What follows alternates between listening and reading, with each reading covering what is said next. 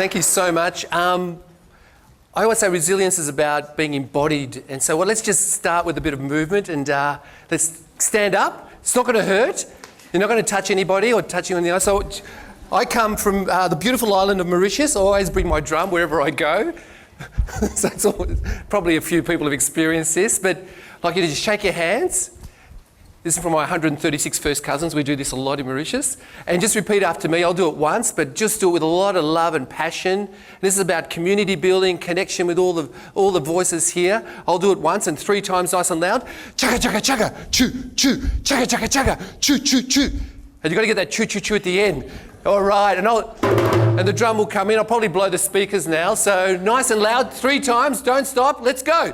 Chugga, chugga, chugga, choo, choo, chugga, chugga, chugga, choo, choo, choo. Keep going, keep going.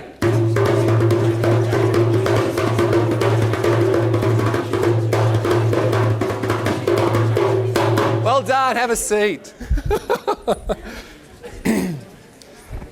Excellent. So, you probably worked out my take on resilience. Get in there with the people. It's about people, it's about place. And I always say, if you start with people and place, you get people and place. If you just start with technology, you just get technology. If you just start with design, you just get design. So I always say, let's start with where we're at with people. And I think resilience is very much about that. And, for me, the narrative is this: one planet living, one planet development. It's a bit of a no-brainer. This is our big challenge of our time. But more importantly, we have this extraordinary story. The oldest continuous wisdom on the planet is in Australia, yeah? Combined with the youngest multicultural community. Combine those two, and this is where I think Australia has this extraordinary relevance of a new narrative, yeah? Amazing. We haven't yet, those two haven't yet talked to each other, and I think this is where I'd like to start having that dialogue and that conversation and bringing those communities together. And it is about business as usual is not an option. We've worked in a lot of these communities and Marysville and lots of other places. And I can say, what we need is transformative agenda, transformative practice. And we just can't have the transmissive process anymore. We have to be out there and building our hearts and minds. That's one of the key things now, that we capture our hearts and minds of our communities. And these aren't my cousins. But it is about leaving legacy and, for not just future generations, but also this generation. It's about us. It's happening right now. And, this is a transition decade, and this is about the multiple tipping points that we're in, and how do we now move through this, and what do we create as a new, what I call agenda and narrative. And one of the things that I talk about here is about mass localization.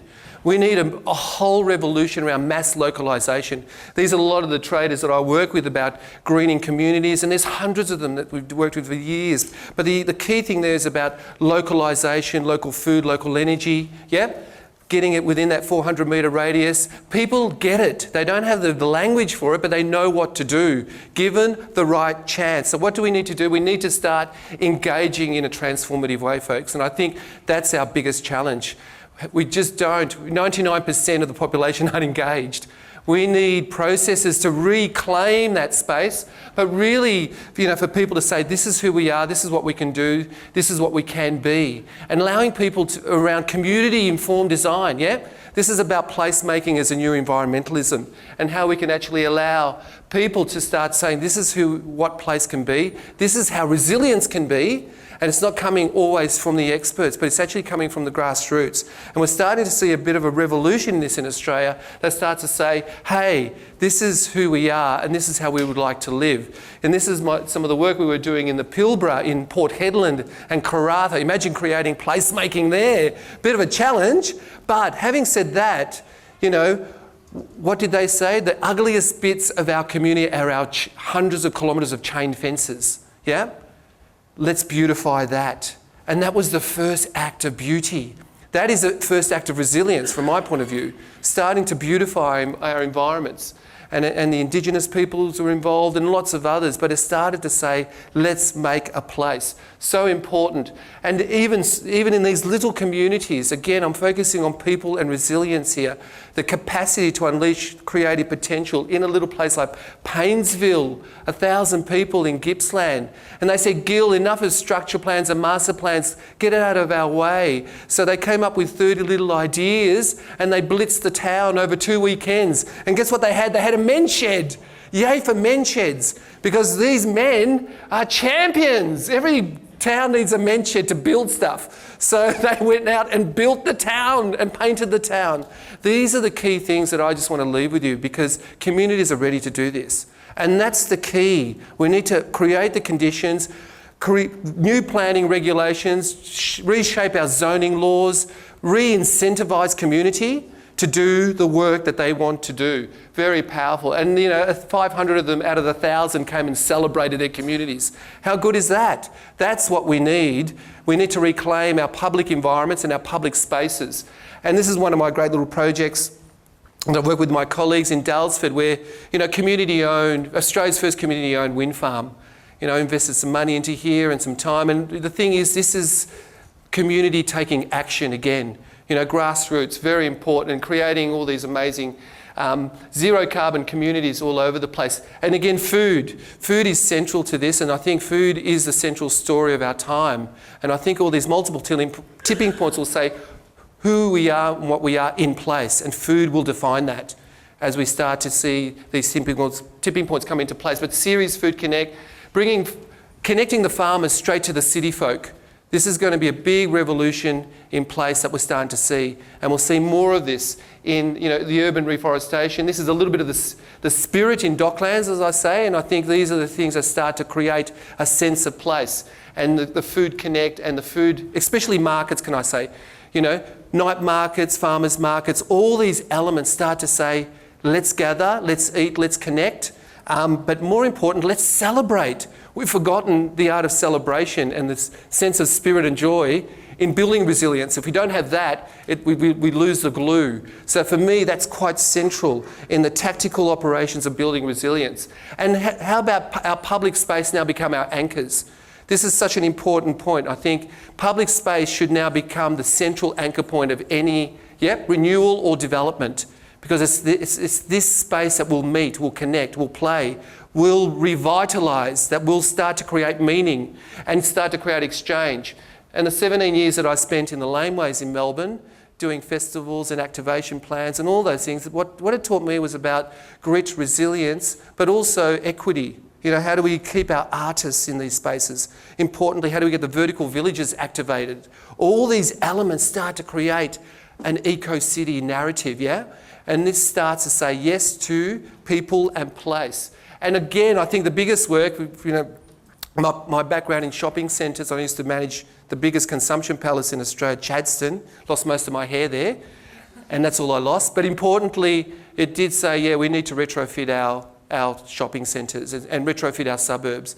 And I think we're going to need people in place and enlightened developers to start saying, like in Mitza in Florida, our big boxes all really reactivating and reconstructed into mixed-use developments that starts to put people in place first.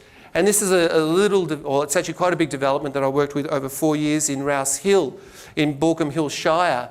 And the important part about Rouse Hill, it was a shopping centre, but a shopping centre with a piazza, with a library, with a youth centre, with a market garden, with a farmer's market, with 220 5-star green fit-outs, with, incredible what I call bio-regional placemaking.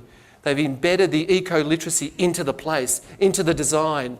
All these little elements. Still a shopping centre. It's an in-between space of how that we transition and put 400 apartments in the centre. But all these things is about people and place. I went up to a busker the other day in Rouse Hill, and they said, what's it like here? They said, fantastic, no one tells me to stop busking. And the management give little chamois to the mothers, to the kids play in the fountains. The fountain is the central place. Everything is about the resilience of the public realm.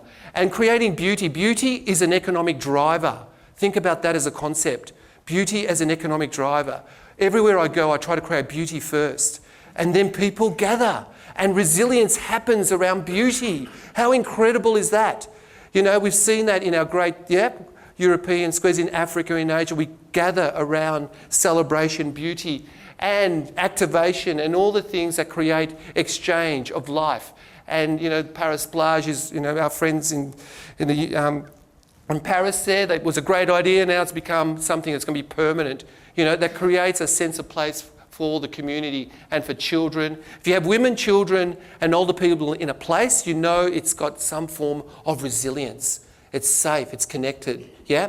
Very important principles. And again, in my backyard, you know, in Hardware Lane, where we know all the traders by names, we're working together to make it a little green precinct.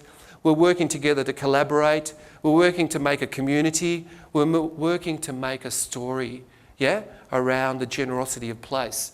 And there's my little office where we collect our food, and we've got our beehive. We're going to get 25 kilos of honey in about 3 weeks. How amazing is that? And again, capturing out what are all these little actions are part of resilience building, yeah? And we've got an amazing story around that in Melbourne with our green rooftops. And I just want to finish on a little story. We put a little chair on our nature strip about a year ago, and it's created a little revolution in North Coburg. Why? Because suddenly we've had 36 people stop and sit on that chair after they carry all their bags on the tram. It's become the third place.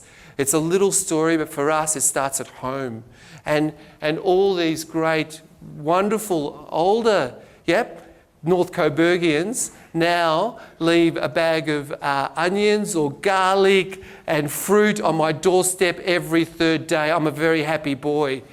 And that's what it's about, because ultimately building a sense of place on your nature strip, it's a small but radical act, has now begun a radical act of all the other nature strips being created. Everyone's got chairs there. It's become a place. In some ways, resilience will have to start by street, neighbourhood by neighbourhood, town by town. And I think it's, you know, we had little salons, and I'm nearly about to be wrapped up, but importantly, you know, it's really creating community at its core. And I think we can, and ultimately what I want to leave you is that we're all placemakers. You know, here we are on this amazing sacred place. We have an amazing narrative to create, and we're all in it at the same time, right now. So thank you very much.